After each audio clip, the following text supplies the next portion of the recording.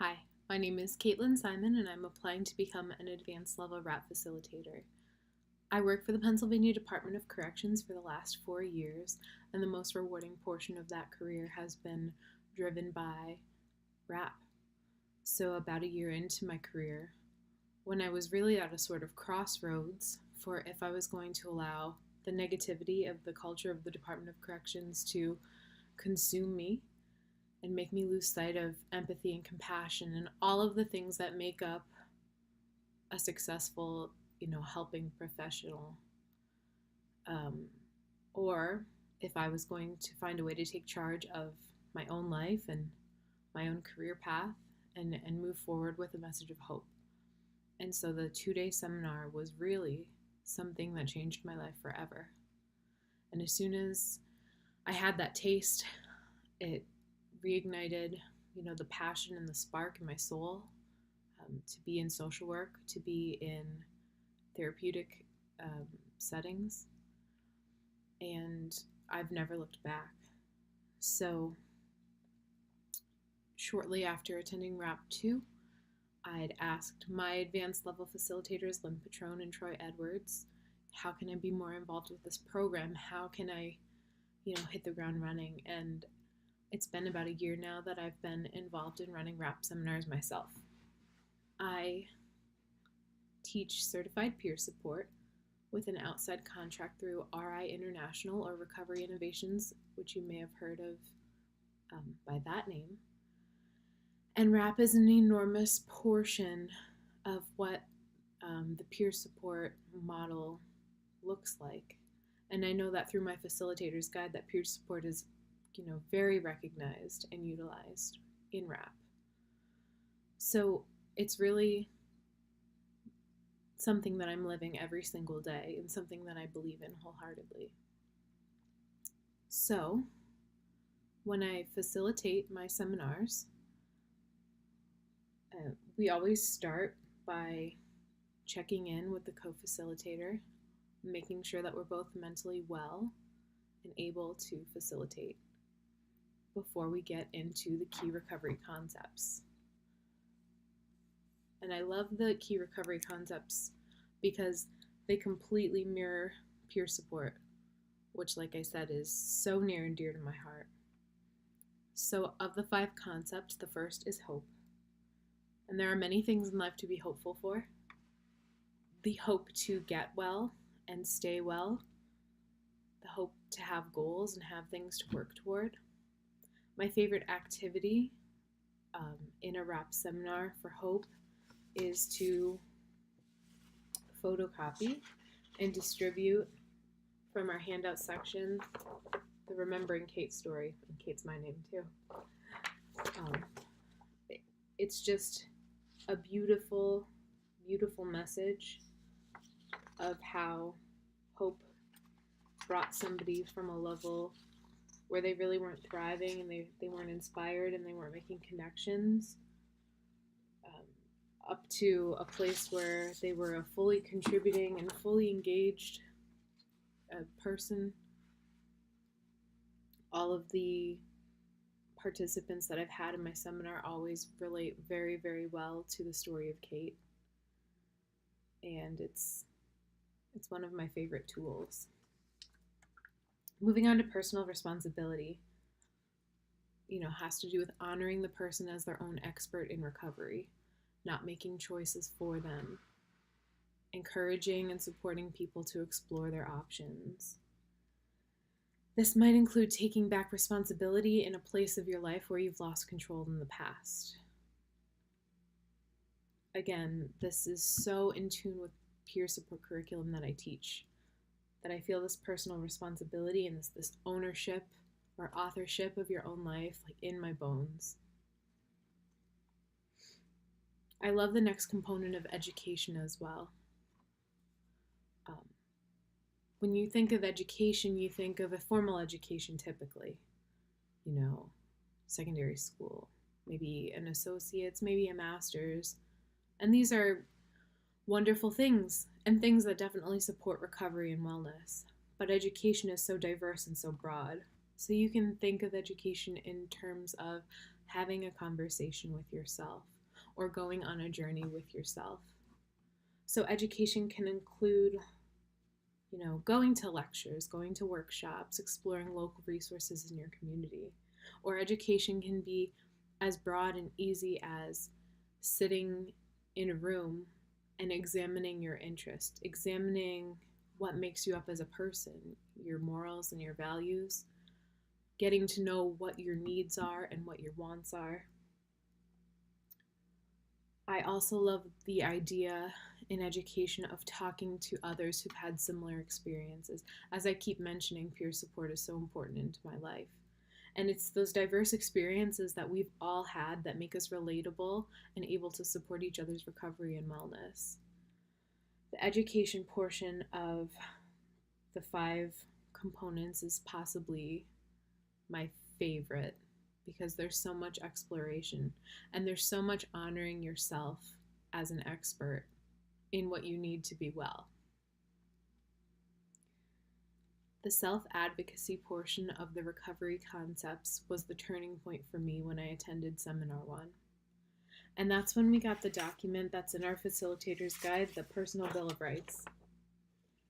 When I came into ROP 1, I was struggling greatly with sort of squashing down an identity and not being able to have a voice for myself and submitting to a lot of what others put on me as roles that I didn't really sign up for.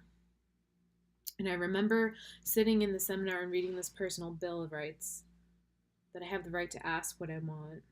I have the right to express my feelings, positive and negative, in a manner that won't harm others. I have a right to determine my own priorities, to be uniquely myself. And at that time, I did not know what that meant because I had lost so much sight of who I was and who I wanted to be and how I wanted to make my mark on the world. I loved the portion that says, I have the right to say that I don't know, or this idea that you have the right to change and grow as a person and not be held, not to say not accountable, but not be held to maintain ideas and values and ideals of the past that aren't suited to promote your own recovery now. The right to change and grow has been enormous in my own journey over the last year. And I really, really like the right to be playful and frivolous. That's been a part of becoming well again for me, and something that I think I keep at the forefront of my presentation. So I feel lighthearted and relatable, and I want to say that this document is what gave me that right, because at the time I was a little too serious for myself. So this document for me is quite emotional, because I feel like it gave me my voice back, and it was the moment that I became invested in myself again. And once I was invested in myself and once I was well, I was very well able to help others, start that journey. So regarding support, it's recommended that you have at least 5 supporters, and the number is not, hard and fast, but it is important to consider having a diverse support group, because any one member of your group could feel very taxed if you're relying on them for everything. So some of the individuals that can make up a support group are friends, family, healthcare professionals, people from organized support groups in the community that might be more of an acquaintance level. And there's many, many ways that you can find supporters and, foster a healthy support group. It's important to examine what the strengths are of each of your supporters, that you can delegate to them a way they can best support you. So it's not necessarily the person that is completely emotionally invested in your life that's going to make the best decisions for you when you're unable to make them for yourself, because that person might be too close to the situation. So examining who your support group is when you're well and you're thinking very, very clearly is important, so that you can say, okay, maybe my mother is too close to my own situation to handle my finances when I'm unwell, but I know that my cousin, who's able to distance themselves a little bit, would be able to keep that together. Or I know that my neighbor, who lives in really close proximity to my house, is probably best suited to care for my animals when I have to be away, when I'm maybe facing an inpatient hospitalization, or maybe staying with friends who can keep me safe. Important things for your support group to do for you are to honor your choices, to validate you, but most importantly, to listen. Because as we've been talking through the recovery concepts, it's so important that the person on their own journey is stating what their needs are. That's a right given to us in the Personal Bill of Rights. To understand that we know ourselves best, we know our bodies, we know what we've tried in the past, what has worked and what hasn't worked, and to get us on the best track toward being as well as we can. So, things that we don't want from our supporters are unsolicited advice or supporters that are critical or judgmental. You really want to establish people that have an understanding of what you might be going through and can look at you objectively and with love. It's also important for your supporters to use recovery language. And what I mean is the elimination of labels and stigmas, the focus on the challenges and obstacles that are diagnoses in any of our recovery, that our diagnoses and any of our challenges bring us, and rather to draw on our strengths and abilities to be there to encourage us. So with those 5 recovery concepts, I'd like to move on to, the meat and potatoes of RAP, which is the actual crafting of the document. And what I love about RAP so much is that it's not just for psychiatric episodes, or it's not just for dealing with substance challenges, but it can be written for any situation in life, anything that is going to be a little stressful. It's a pre-planning, cohesive, and thorough document that sets you up as best you can to handle any situation. So I like to think of it as a spectrum. It starts sort of low stakes and goes all the way through crisis and post-crisis. So the first component being the wellness toolbox. And I have so much fun thinking about my wellness toolbox. These are things that you do every day. Some of it's going to be things that you have to do in order to stay well, and some of it's going to be things that you should do. There's so much richness and diversity of things that can fall in your wellness toolbox. Things should be simple, safe, close to free, and relatively non-invasive. So mine is very, very full of diversionary activities. Music is realistically my biggest coping skill and the thing that keeps me well. And of course that changes from when I'm feeling great to when I'm feeling challenged as to what direction I'm going to take it in, but that includes listening as well as singing or playing instruments. The activity that I like to run in our 2-day seminar most often is the focusing exercise from the facilitator's guide. I love this exercise because, again, it's a conversation with yourself, which I think is so important in RAP. So what does it feel like inside of my body right now? What is standing in between me and feeling fine or feeling well? And you just let those feelings and answers come into your mind. And then you have really important conversations with yourself like, other than these things I've identified, am I okay? It's a constant check-in and reciprocal sort of relationship with yourself. You start to prioritize a list of problems that might be in your body And my favorite part of the focusing exercise is asking if it's okay to focus on the problem right now. Because some problems are just too big and too daunting to focus on all at once. You need to sort of set time aside or have an action plan going into it. So when you find that problem that is okay and feels safe, you start breaking it down by feelings and emotions and imagery. And what I find and what some of my participants will report is that by the end of the exercise, what really seemed like a very big monster, a very large problem, has sort of sorted itself out on the back end. And if participants ever find that this exercise brought anxiety or more of a challenge than a comfort, I bring them back to that question, is it okay to think about this right now? And usually I find that they're saying, that one might have been too big at the time. So I always use this as a handout, like a photocopy, so that our participants can take it with them. Because I say, if it's not useful for you, it could be useful for somebody that you support. Because typically us, requiring support systems also means that we are part of somebody's. And I just think this is a beautiful tool that's very easy, very free, and very shareable.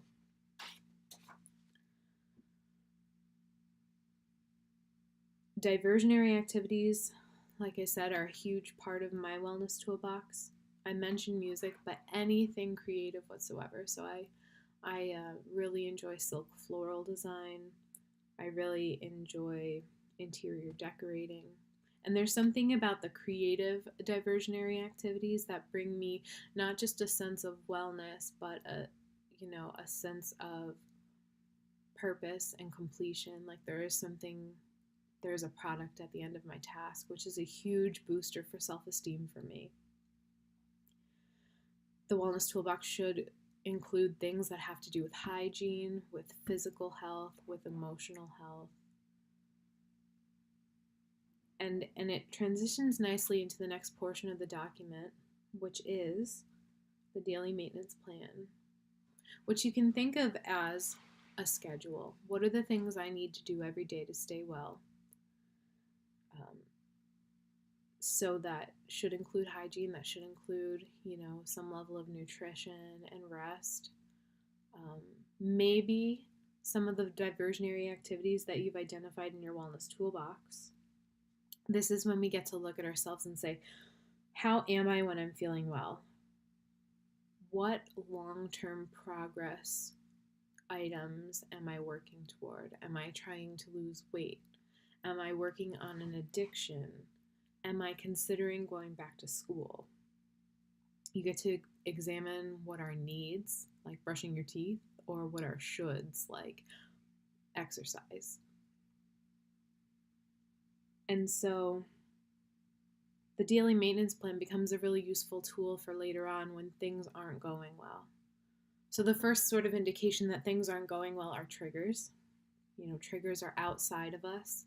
They're things that happen to us that start to make us feel a little bit uncomfortable. For me personally, one of my biggest triggers is repeat bell noises.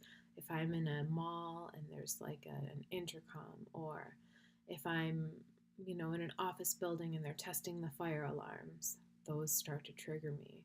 And I know that I have a couple of options. So since I've identified that trigger, I can make an action plan for it.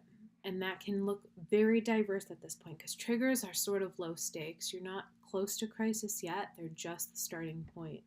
So I know I can either leave the building, or if that's not an option, maybe distract myself with some busy work or use headphones. And I'm still going to be okay. It may have interrupted my day for a moment, but I'm still going to be okay. So the more triggers that you can identify ahead of time, the more likely you're able to combat them before they become an early warning sign, before they start to feel like your life's breaking down. And that moves us on to early warning signs. So that's about physiology. What is happening to my body? What is my body telling me, like, this is about to happen? Things are not going to kind of stay copacetic. Maybe my cheeks are getting flushed, or I start to become short with people that I care about. So, triggers have started at this low point and maybe escalated into something a little bit bigger that's now causing a response in me. I may be pacing, or my breathing is going faster or slower.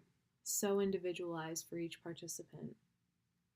And again, it's an action plan. So when I feel these things happening with my body, I have 4 approaches that I could go to. I can put ice on my wrist, try to bring down my body temperature, or I can do a deep breathing exercise to start regulating that speed. And like I said, I think of it as a spectrum. So when it's triggers, there's lots of options that might pull you back. And now we're in early warning signs, and there's just fewer ones. There's more specific action plan that you want to take to make sure that you're staying safe and well. And if that doesn't work, because we're all human, right? Early warning signs can move into when things are breaking down. So they might look really similar. It might still be the increased breath, but it lasts for 10 minutes instead of 5. Or it might be the flushed face, but it's my whole face instead of just my cheeks area. So, the stakes are getting a little bit higher. I'm just teetering toward this might be an actual crisis. So this is, another moment where I can say, wow, something's happening inside of me and I need to stop it. And I have a plan already written out. I'm going to go to a supporter's home when I feel my breathing getting irregular, or I'm going to call a healthcare professional when I can't stop pacing in my apartment. So early warning signs kind of grow into a bigger category when things are getting worse. Again, it's a check-in with your body and your physicality, and now it's a sort of breakdown. So when things are breaking down, you're not able to rationalize as well. You're not able to maybe make decisions for yourself. You kind of know that this is the last step before I'm in a full crisis. And once you're in that crisis, luckily, we've already identified supporters and a plan. So when things are breaking down, you might start calling supporters. You might ask people to let you know if you can't identify in yourself that things aren't going well. You might ask them to call you out on that in a very respectful and nurturing way. And this is when what we need to do becomes very limited. There might be 1 or only 2 options that we know is going to be the last sort of thing that can pull us back. Like, these are a big deal. I need to make an appointment with my counselor. I have to go out into nature. It's going to be the only thing that reconnects me. Again, it's so individualized. And that's what's great about honoring the person as an expert in their own recovery, is that they have come up with what that last ditch effort is. And based on their experience, they know how well it's going to work. And sometimes, no matter how much planning we put into our WRAP document, we do cross over that edge into crisis. And crisis can look different for different people. It may be an inpatient hospitalization. It may be not showing up for work for a couple of weeks. But the important thing is we have a plan in place. And it's based on past experience with crisis and figuring out what worked and what didn't work. Here's where we list our medications. We've listed treatment facilities that we've had good experiences with and bad experiences with. We have our list of supporters and what we have delegated to them. So now we might be calling or delegating for someone else to call in those supports and say, can you please take over my finances? Can you please care for my pets? Can you provide me a safe place to stay when I am discharged from the hospital? And our crisis, is very taxing on us, but can be very taxing on our supporters. So what's very nice about WRAP is that we get into this post-crisis plan. And I just love the consideration and compassion in the post-crisis plan, because that somewhere in your crisis you have maybe hurt some of the people that care about you. And luckily, because of this document, we've been able to sort of warn them that this might happen, and they've signed up for it because all of our supporters are aware and have agreed to be supporters by the way we set up RAP. So this is where we make amends. This is where we sort of clean up messes. So maybe our credit has been harmed in the meantime, and we are prioritizing which bills we need to get a handle on first. Or we know that we have neglected our children or our siblings, and it's time to apologize and it's time to seek forgiveness and peace. Maybe post-crisis planning takes form in, changing a housing situation. And hopefully, if we've been diligent about writing our RAP plan, we already have something in mind that's going to be suited to our needs. So that's such a very brief introduction to RAP and the recovery components and the way that I like to run seminars. But I think, we start to get the picture of how, triggers, they start very small and options are very big. And as we progress to early warning signs and when things are breaking down and, unfortunately maybe teetering into that crisis, our options for what we need are getting smaller, but they're very well planned out and they're very articulate. And hopefully, if we've put the right people in place to support us and we feel empowered in ourselves because of hope and choices, we're best able to either prevent that crisis or bounce back quickly with resilience. Thank you.